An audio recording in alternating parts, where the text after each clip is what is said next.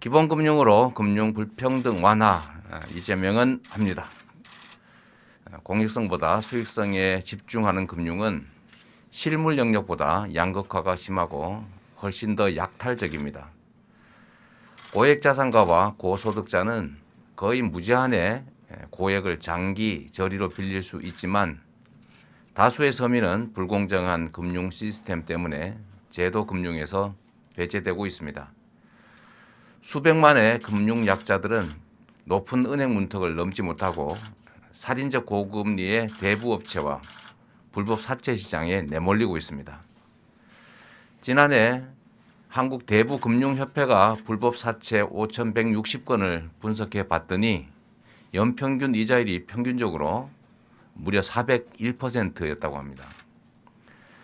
SNS의 불법 대부 광고를 추적해 봤더니 1000%가 넘는 살인적 고금리에 불법 추심이 난무하더라라는 금융감독원 발표도 있었습니다. 경기도 특사경 조사에 의하면 3만%가 넘는 경우도 있었습니다. 금융시장 양극화에 따른 금융 제공자와 이용자의 미스매치는 시장 기능 약화와 경제 활력 감퇴의 주 원인이 되고 있습니다. 금리를 마이너스로 낮추어도 대출이 가능한 대상자는 빌려가지 않는 반면에 정말로 돈이 필요한 사람은 대출 자격이 없어서 금융 이용이 불가능합니다. 특히 청년들의 금융 문턱은 더욱 높습니다. 금융거래 실적도 없고 자산도 없고 소득도 불확실한 청년기의 이러한 특성이 금융시장에서 불리하게 작동하기 때문입니다. 신용의 원천은 국민주권에 기초한 국가 발권력이고 통화금융정책은 재정정책과 함께 국가경제정책의 한 축입니다. 따라서 금융혜택은 고신용자들만 독점할 것이 아니라 국민 모두가 함께 누리는 것이 마땅합니다. 금융은 수익성을 추구하면서도 한편으로 최소한의 공공성을 외면하지 말아야 합니다. 금융 소외계층의 최후 보루는 고리 대부업체나 악덕 사채업자가 아니라 국가여야 합니다. 국가는 국민이 이들로부터 살인적 고리의 대출을 받기 전에 최소한의 금융 기회와 혜택을 보장해야 합니다. 양극화 주범의 하나이자 경제 활성화를 가로막는 금융 불평등과 불공정을 더 이상 방치할 수가 없습니다. 저 이재명이 금융시장을 공정하게 바꾸고 전 국민의 금융 기본권을 보장해서 경제를 활성화하고 금융 양극화를 완화하겠습니다. 금융 공정성 확보가 공정성장 정책임을 실적으로 증명하겠습니다. 금융 양극화 완화로 금융 약자의 소비 여력을 증대시키는 것이 지속 성장을 가능하게 한다는 것을 보여드리도록 하겠습니다. 다음에 각 정책을 발표드리도록 하겠습니다. 첫 번째, 기본 금융 도입입니다. 누구나 금융에 접근하고 최소한의 금융 혜택을 누릴 수 있도록 기본 대출과 기본 저축으로 구성된 기본 금융권을 보장하겠습니다. 기본 대출권을 말씀드리겠습니다. 기본 대출권을 보장해서 국제사회가 권고하는 포용금융, 공정금융을 실현하겠습니다. 국민 누구나 도덕적 해이가 불가능한 최대 1,000만 원 이내 금액을 10년 또는 20년의 장기간 우대금리보다 약간 높은 수준의 저리로 대출을 받을 뿐 아니라 언제든지 갚거나 대출을 받을 수 있는 마이너스 대출 형태로 수시 입출금 할 수 있게 하겠습니다. 같은 돈이라도 청년기와 장년기의 가치는 완전히 다릅니다. 따라서 기본 대출은 금융에 가장 취약하고 제도 효용성이 큰 20, 30대 청년부터 시작해서 전 국민으로 점차 확대해 가겠습니다. 청년 기본 대출은 첫째, 청년이 높은 금융 문턱 때문에 고리 대부업체와 불법 사채 시장에 내몰려서 끝내 신용 불량자나 기초생활보장 수급자로 전락하지 않게 할 것입니다. 둘째로, 청년의 자기개발 기회를 확보하게 할 것입니다. 셋째, 불법 사채 등 각종 고금리 대출의 전환을 쉽게 해서 이자 부담을 대폭 완화해 줄 것입니다. 연체정보 등록, 관리 등 도덕적 해이를 방지하는 장치를 갖추고 또 연체 해소에 필요한 최소한의 일자리를 보장해서 연체 및 신용불량자 전락을 막겠습니다. 기본저축 도입입니다. 국민 누구나 일정액 500만 원 내지 한 1000만 원 정도로 사회적 합의에 따라서 결정하겠습니다만 일정액 한도의 기본저축 제도를 도입하겠습니다. 기본저축을 기본대출 재원으로 사용하는 한편으로 기본대출 금리보다는 낮고 일반 예금 금리보다는 높은 금리를 설정해서 재산 형성에도 도움이 되게 할 것입니다. 사실 이 정책은 마이너스 통장에 필요할 경우에 여유 자금을 일시적으로 저금할 수 있도록 하고 또 필요하면 언제든지 꺼내 쓸 수 있도록 하는 그런 장치입니다. 두 번째로 불법 대부 무효화 처벌 강화 정책에 대해서 말씀드리겠습니다.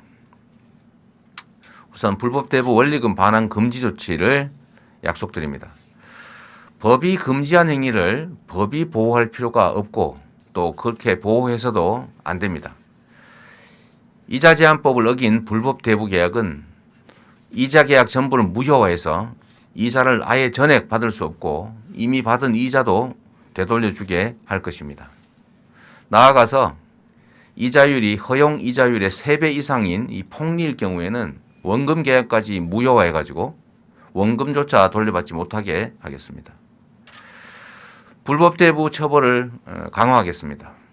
악덕 불법 대부 행위에 대한 처벌이 대체로 소액의 벌금에 그치다 보니까 나는 다시는 이렇게 하지 말아야지 또는 난 저 사람처럼 하지 말아야지 하는 일반 예방 또는 특별 예방 효과가 거의 없습니다.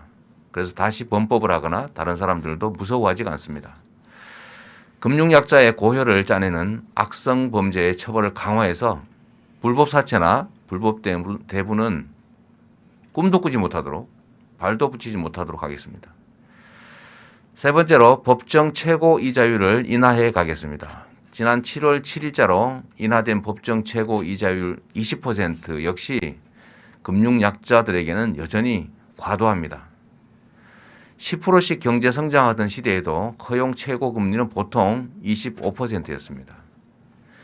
기준금리 0.5%에 성장률이 1%대인 시대에 가난하다는 이유로 서민에게 20%의 이자를 강요하는 것은 헌법 정신의 하후상박, 억강부약의 원칙에 그리고 공동체 원리에도 어긋납니다.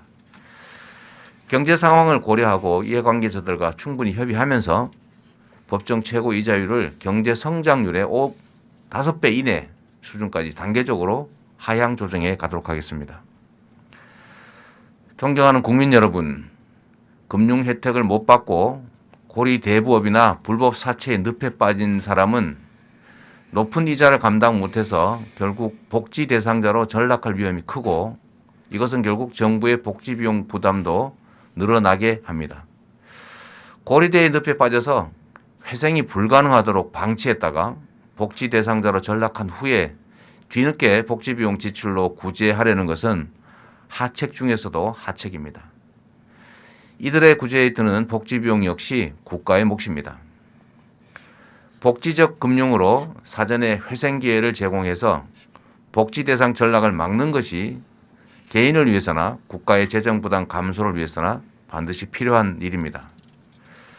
같은 돈이라도 제대로 쓰면 국민의 삶도 개선되고 국가 재정도 절약됩니다. 오리나 너구리만 아는 고집스러운 사람들은 오리 너구리를 보여줘도 믿지 않습니다. 정책은 복지와 금융만 있는 게 아니라 복지적 금융정책 또는 금융적 복지정책도 얼마든지 있을 수 있습니다. 그게 유연한 것입니다. 예를 들어서 강도를 잡기 위해서, 강도를 없애기 위해서 불량배를 방치할 게 아니라 경찰을 강화하는 게 맞습니다. 불법 사채 피해를 입지 않게 하겠다고 고리 대부업체를 허용하고 그렇게 하는 것은 옳지 않고 이런 문제가 아예 생기지 않도록 기본금융이나 서민금융을 강화해야 하는 것입니다. 국민에게 최소한의 인간다운 삶을 보장하는 복지국가라면 누가 말하는 것처럼 유명한 분이신데요. 가난한 사람은 불량식품이라도 사서 먹을 수 있게 배려하는 것이 아니라 건강한 음식 정도는 누구나 먹을 수 있게 해줘야 되는 것입니다. 선진국으로 공인받은 우리나라도 그 정도는 할 수 있고 또 해야 됩니다. 공정금융 이재명은 합니다. 새로운 대한민국 이재명은 합니다. 감사합니다.